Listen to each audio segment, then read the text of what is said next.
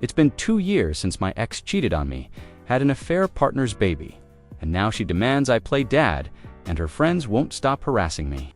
I'm 30 male now, but this whole thing started about a year ago with my ex, Rachel, 27, female. We were together for 5 years, and before that, we'd been close since we were kids.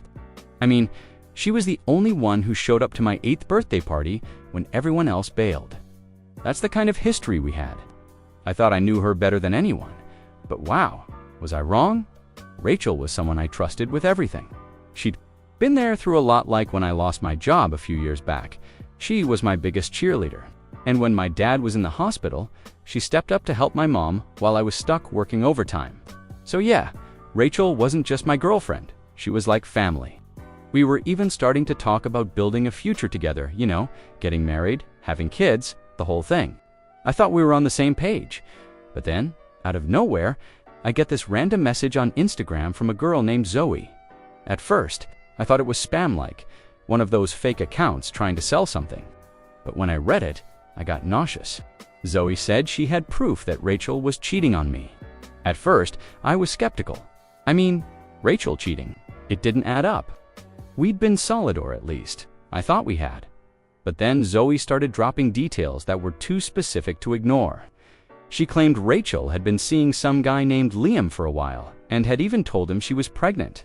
That caught me. Off guard, pregnant? Rachel hadn't said a word to me about that. Still, the whole thing felt off. Who was Zoe, and why was she telling me this? I asked her straight up, "How do you know Rachel, and why are you getting involved in this?" Zoe replied, saying she wasn't a close friend of Rachel's, just someone who knows what's really going on. That didn't sit well with me. Why would someone go out of their way to expose someone else's relationship unless they had an agenda? Was Zoe trying to stir the pot for fun? Did she have something against Rachel? She said she was a friend of Liam's, and found out about the affair after snooping through his phone. Apparently, she'd seen enough of Rachel and Liam's messages to piece everything together. Zoe claimed she felt bad for me and thought I deserved to know the truth.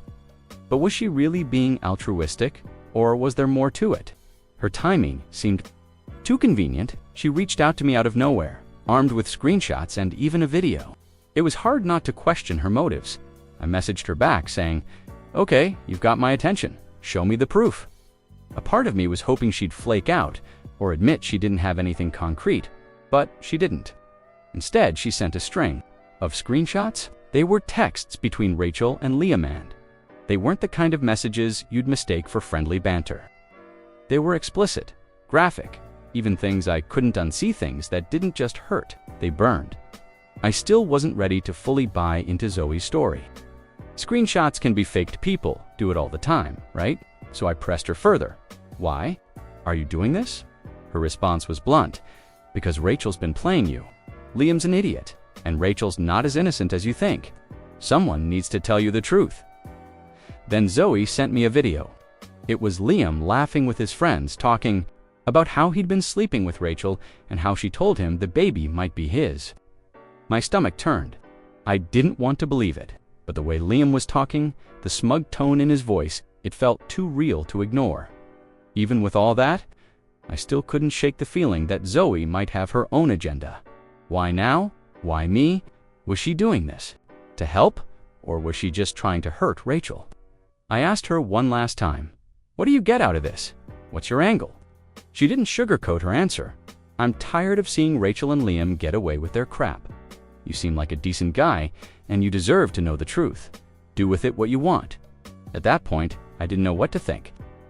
Zoe's story lined up, and the evidence was overwhelming. But I couldn't shake the feeling that I was just a pawn in someone else's game. Was she telling the truth? Or was she out to ruin Rachel for reasons I didn't fully understand? I saved everything Zoe sent me, the screenshots, the video, her messages explaining how she knew Rachel and Liam, whether or not I fully trusted her. I couldn't deny the weight of the evidence. Every screenshot chipped away at the Rachel I thought I knew, and every second of that video hammered home the reality I didn't want to face. I stared at my phone, my mind spinning. I wanted to throw it across the room to make all of it disappear, but that wouldn't change anything. I kept scrolling through the messages, hoping for something, anything that would make it all make sense, but nothing did. The Rachel I thought. I knew the one who'd been my partner, my safe place, wasn't real. She'd been lying to me, sneaking around with Liam, all while pretending we were building a future together. And Zoe, whoever she really was, had blown the lid off it all. Whether she was a friend, an enemy, or just someone who wanted to stir the pot, I couldn't ignore what she'd shown me. It didn't make the betrayal hurt any less, but at least now, I knew the truth. Or at least I thought I did. Rachel was out visiting her parents when all this went down, which gave me some time to think. I packed up her things, everything she'd left at my place, and put it in the trunk of my car. I wasn't sure how I'd confront her, but I knew I had to. There was no way I could sit on this and pretend everything was fine. When she got back later that evening, she was all smiling like nothing was wrong. She hugged me and said she had some exciting news. She told me she was pregnant, and I felt my blood boil. I had to fake a smile and act like I was thrilled. I told her we should go out to celebrate, and she thought it was a great idea. Instead, I drove her to her parents' house. The whole ride. She kept asking why we were going there, and I just said, "We'll talk when we get inside." I needed her mom there for this because I knew Rachel was about to go full denial mode, and I wanted a witness. When we got inside, Rachel's mom glanced up from her phone. "This is a surprise. What's going on?" Rachel, still wrapped in her delusion, chimed in, "We have some big news to share." I shook my head, cutting her off. "Nope, not the news you're expecting." Rachel turned to me, confused. "What are you talking about?" I stared her down. "I know, Rachel. About Liam, about the texts, about the baby." Her smile dropped instantly. "What are you even talking about?" Her mom leaned forward. "Who's Liam? What's he saying?" Rachel started. Scrambling, "He's misunderstanding something. It's not what it sounds like." I pulled out my phone, scrolling to the screenshots. "Not what it sounds like. Then explain this. Or better yet, explain why your boyfriend's bragging about sleeping with you and knocking you up. Make it make sense." Her mom shot up. "Rachel, is this true? Don't stand there lying to me." Rachel started tearing up. "It was a mistake, okay? I didn't mean to hurt anyone. A mistake," I said, letting out a dry laugh. Rachel, you carried this on for 2 years. 2 years. You don't trip and fall into a 2-year affair. That's not a mistake. It's a choice. Her mom's eyes narrowed. 2 years. Rachel, what were you even thinking? And this, Liam, he's the father. Rachel wiped at her face, mumbling, "Yes, but it's not what you think." "Stop saying that," I snapped. "It's exactly what I think. You've been lying, sneaking around, and now you want me to what? Pretend this didn't happen? Be your backup plan because he bailed?" "No, absolutely not." Rachel threw her hands up, desperation creeping in. "I'll fix this. I'll do anything. I'll even kneel. Get rid of the baby if that's what it takes to make things right." Her mom started yelling at her. "What are you even saying right now?" I shook my head, disgusted. "Wow, Rachel, that's your solution? You think you can erase all of this and we'll just go back to normal? You really think I'm that stupid?" Rachel stepped toward me, pleading, "Please, I love you. I can't lose you." "You already lost me," I said coldly. I grabbed the bag of her stuff I'd brought with me and shoved it toward her. "Here, I don't want anything of yours in my house. We're done." Her mom stepped between us. "Wait, let's talk about this." "Maybe we can." "No," I cut her off. "There's nothing to talk about. She made her choices. I'm just here to make sure you know the truth. Now you can deal with her." Without waiting for a response, I turned and walked out. Slamming the door behind me, I drove home in silence, feeling like my entire world had just imploded. When I got home that night, I sat in my car, trying to process everything: Rachel's tear-streaked face, her mom's angry yelling, and that unmistakable look of panic when I showed her the screenshots. All of it kept replaying in my head like a highlight reel from the worst movie ever made. My chest felt tight, like I couldn't get a full breath. For a moment, I thought I might completely lose it, but I didn't. Instead, I just sat there, numb. Eventually, I forced myself to go inside. The house was eerily quiet, the kind of silence that felt louder than any noise. Rachel's things were gone, packed up and dumped at her mom's place. But the emptiness hit differently. This wasn't just a breakup. It was the end of a life I'd built in my head. 5 years of memories, plans, inside jokes, and dreams. All of it was shattered. I walked into the living room and stopped in my tracks. The couch caught my eye, the same one where we'd spent countless nights binging bad TV shows and eating takeout. It felt surreal, like the space didn't belong to me anymore. The house was mine, but it didn't feel like home. I didn't sleep much that night. Every time I closed my eyes, I saw Rachel's face, her tears, her desperation, her guilt. I kept wondering how I didn't see it coming, how I could have missed something so massive for 2 whole years. By the time morning rolled around, I felt like a shell of myself. When I checked my phone, it was flooded with texts from Rachel. They started off as standard apologies. Can we talk? Please call me? I'm so sorry. But by the time I scrolled through the list, they had turned desperate. I'll do anything to fix this. I can't live without you. Please don't do this to us. I couldn't respond. What was there to say? She didn't just screw up. She burned everything to the ground and salted the earth for good measure. I blocked her number by the afternoon, thinking that would be the end of it. But I underestimated her determination. By that evening, she had shifted to social media, bombarding me with messages, the same routine. Apologies, promises to change. Please for another chance. I blocked her on every platform. Then the emails started, long-winded messages about how she couldn't live without me and how she'd never forgive herself. Part of me wanted to tell her to leave me alone, to stop dragging this out. But another part of me didn't want to give her the satisfaction of knowing she'd gotten under my skin. So I ignored her. Later that day, Chloe showed up unannounced. She's always been the one to step in when my life goes sideways, and this was no exception. "All right, Spill," she said as soon as she walked in, her arms full of snacks and drinks. I didn't even know where to start, but once I did, it all came. Pouring out the DM from Zoe, the screenshots, the video of Liam, Rachel's confession, and everything that had happened at her mom's house. Chloe sat there, her expression shifting from disbelief to pure anger. 2 years, she shouted, nearly dropping her drink. And you had no idea. I shook my head, feeling the bitterness rise in my chest. She played me like a pro, I said the words, tasting sour. Chloe's protective instincts kicked in immediately. She doesn't deserve even a second of your time. You know that, right? She said, her voice firm. I nodded, but it didn't ease the ache in my chest. Chloe stayed for hours, making me talk through everything and cracking jokes to lighten the mood. By the end of the night, she was even joking about changing my locks just in case Rachel gets any ideas. The next day, I told my mom. I had been dreading that conversation because she adored Rachel. For years, she'd called Rachel the perfect match and talked about how she couldn't wait for us to get married. Breaking the news felt like admitting I'd failed somehow, even though I knew deep down it wasn't my fault. When I showed her the screenshots, she just stared at them in silence for what felt like forever. Finally, she said she cheated. Her voice was soft, almost like she didn't believe the words coming out of her mouth. I nodded, unable to meet her eyes. After a long pause, she shook her head and said, I can't believe she did this to you, to us. That last part hit hard.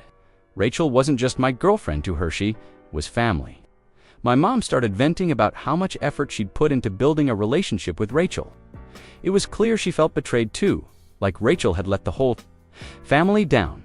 In the days that followed, Rachel's messages slowed down. Maybe she was finally getting the hint, or maybe she was regrouping. Either way, I didn't hear from her directly. But that didn't mean the drama was over. One night, Rachel's mom called me. Her voice was heavy with embarrassment and regret.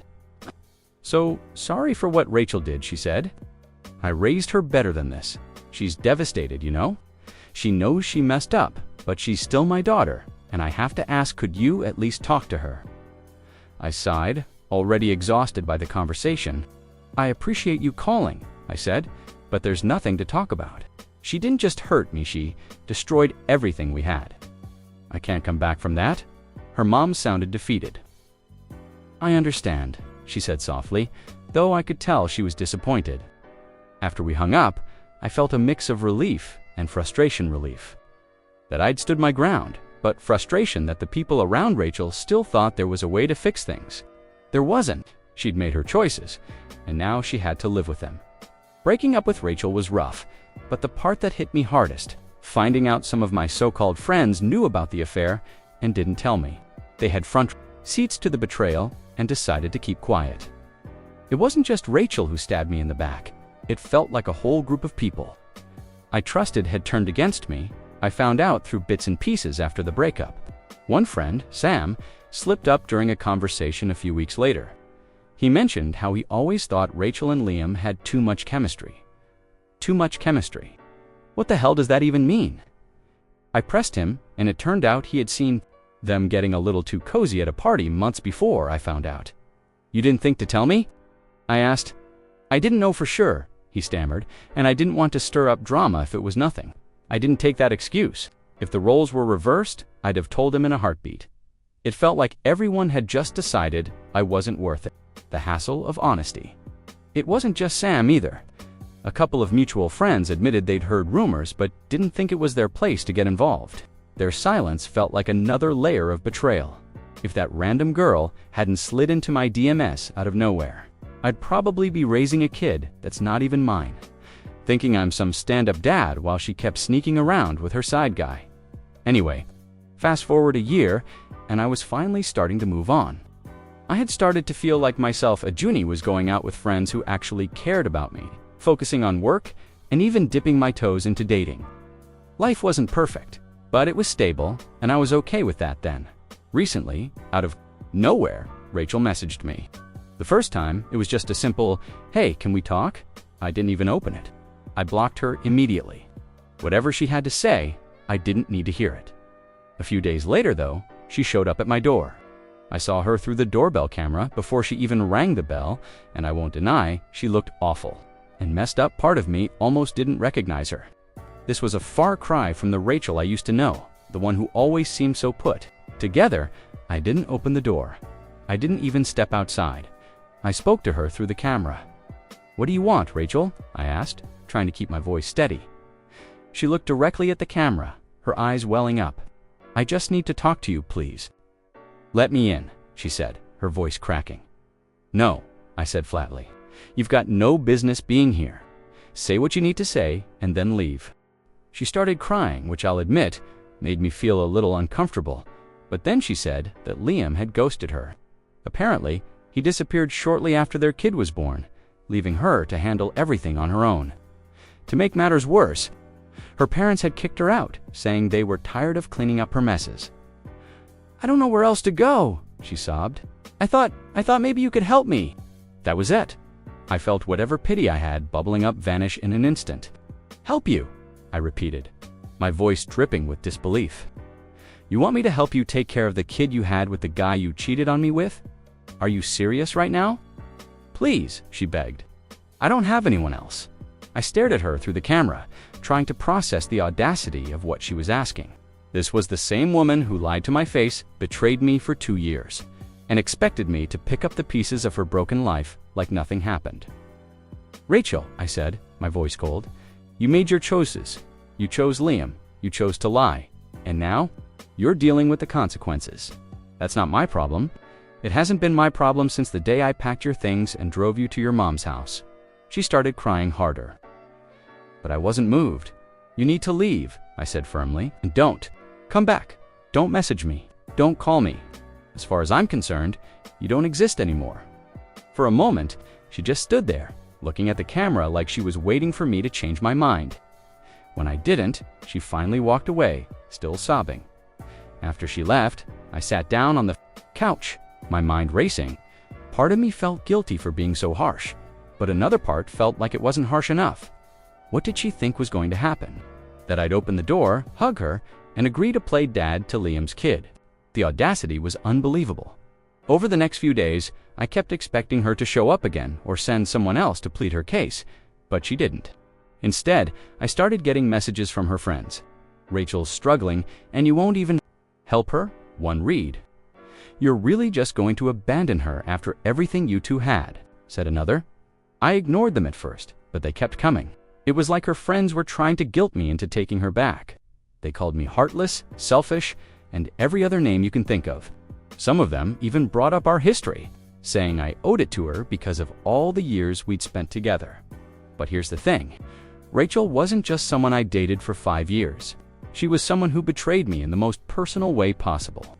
She didn't just hurt me, she tore apart my trust and left me questioning everyone around me. I didn't owe her anything, and I wasn't about to let anyone make me feel otherwise. Bye. The end of the week, I'd blocked every one of her friends who had messaged me. I didn't have the energy to argue with people who clearly didn't care about what I'd been through.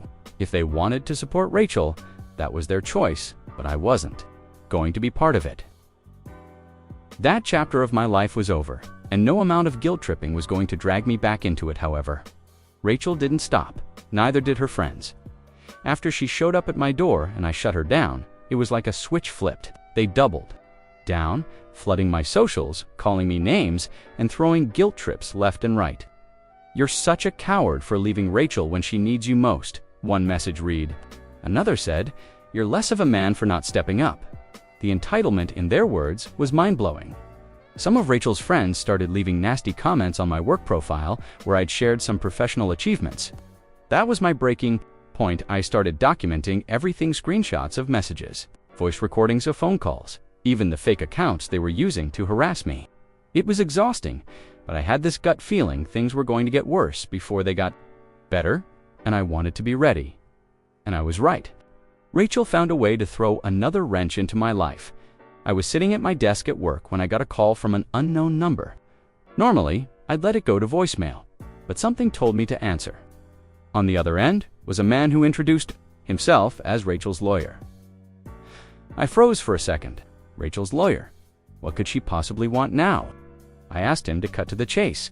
He said Rachel wanted to discuss a child support agreement. My jaw nearly hit the floor. Child support for a kid that wasn't even mine. I told him flat out that there had to be some mistake. "I'm not the father of that child, and Rachel knows it," I said. The lawyer paused, probably not expecting me to be so direct. He asked if I'd be willing to meet to clear things up. I wasn't thrilled about it, but I figured it was better to confront this head-on than let it drag out. So I took the afternoon off and met him at his office. When I arrived, he greeted me politely, but I could tell he wasn't fully clued in on the situation. He started with the usual lawyer spiel about responsibility, how Rachel was struggling as a single mother, and how stepping up would mean a lot for everyone involved. I let him talk for a while, but when he finally gave me a chance to respond, I didn't hold back. "Let me stop you right there," I said, pulling out the folder I'd brought with me. Inside were all the receipt screenshots of Rachel's messages with Liam, the video of Liam bragging about sleeping with her, and copies of every harassment message I'd received from her and her friends. I laid them out on the table one by one.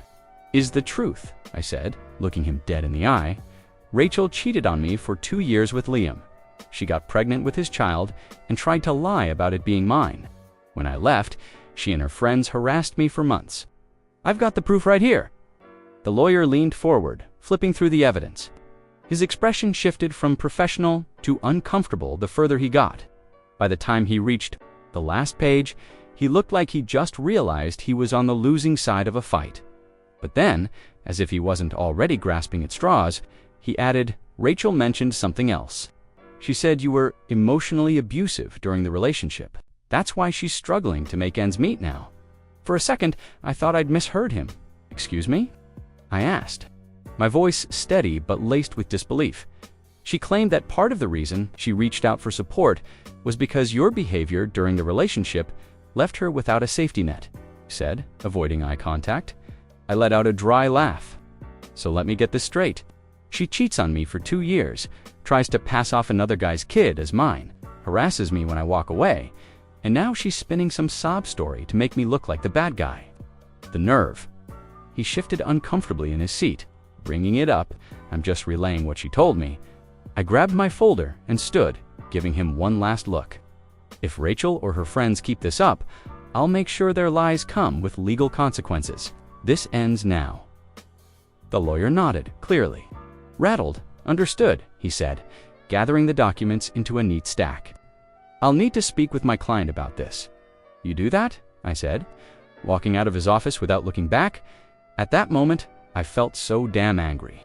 Rachel thinks she could drag me into her mess, but little did she know who she was playing with.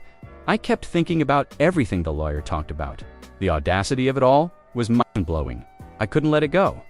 Against my better judgment, I grabbed my phone and called Rachel. She picked up almost instantly, her voice cautious but annoyingly sweet, like she'd been expecting me to cave. "I wasn't sure if you'd want to talk. I didn't bother with pleasantries." "Rachel, what the hell is this about child support?" I snapped. "I just got out of a meeting with your lawyer, and I want to know what kind of fantasy land you're living in where you think I'm paying for your kid." Her tone shifted immediately. "Look, I didn't know he was going to reach out to you like that," she said, stumbling over her words. "I'm in a really tough spot," and I thought maybe she trailed off, like she realized mid-sentence how ridiculous she sounded. "Maybe what?" I interrupted, my voice rising. "You thought maybe I'd just roll over and be your safety net after everything you've done. Let me make one thing clear, Rachel. That kid is not mine. I don't owe you anything. Not money, not time, not even a damn text back. You made your choices, and you don't get to drag me into your mess because Liam bailed on you." She let out a shaky breath, and I could hear her trying to hold it together. "I didn't mean for it to go this far," she said quietly. I don't have anyone else to turn to. My parents won't help, and Liam, he's gone. I'm doing this all on my own." I laughed, cold and bitter. "And whose fault is that, Rachel? You cheated, lied, and tried to pass off someone else's kid as mine. And now you're coming back to me because you're out of options? That's not my problem. It hasn't been my problem since the day I walked out." She started crying then, sniffling into the phone. "I'm sorry," she choked out. "I didn't know what else to do."